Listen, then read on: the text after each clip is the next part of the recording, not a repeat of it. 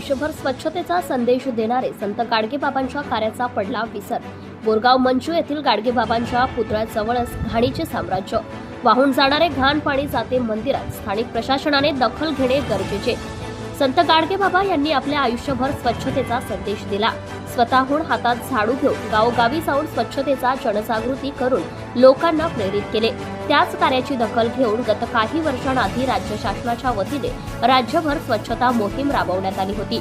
परंतु बोरगाव मंजू येथील स्थानिक लोकप्रतिनिधींसह ग्रामस्थांना संत गाडगेबाबांच्या कार्याचा मात्र विसर पडला असून येथील संत गाडगेबाबा मंदिर परिसरात व त्यांच्या पुतळ्याभोवतीच घाणीचे साम्राज्य निर्माण झाले असून संत गाडगेबाबांच्या कार्यांचा विसर पडल्याचं दिसत आहे।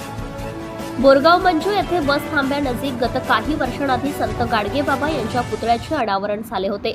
याच परिसरात इमारत सुद्धा उभी आहे। पूर्वी येथे ग्रामस्थ सामाजिक उपक्रम राबवला जात होता, परंतु अलीकडच्या काळात याच संत गाडगेबाबांच्या पुतळ्याच्या नजीक घाणीचे साम्राज्य निर्माण झाले आहे। शिवाय आजूबाजूला ग्रामस्थांनी मोठ्या प्रमाणावर अतिक्रमण करून आपले व्यवसाय थाटामाटात सुरू केले आहेत।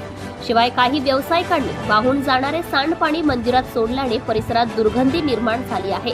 तर लोकप्रतिनिधींसह ग्रामस्थांना संत गाडगेबाबांच्या कार्याचा विसर पडला आहे असे दिसून येत आहे। संबंधितांनी दखल घेणे गरजेचे आहे।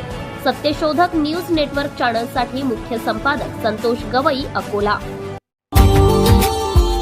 Subscribe now and press the bell icon. Never miss an update.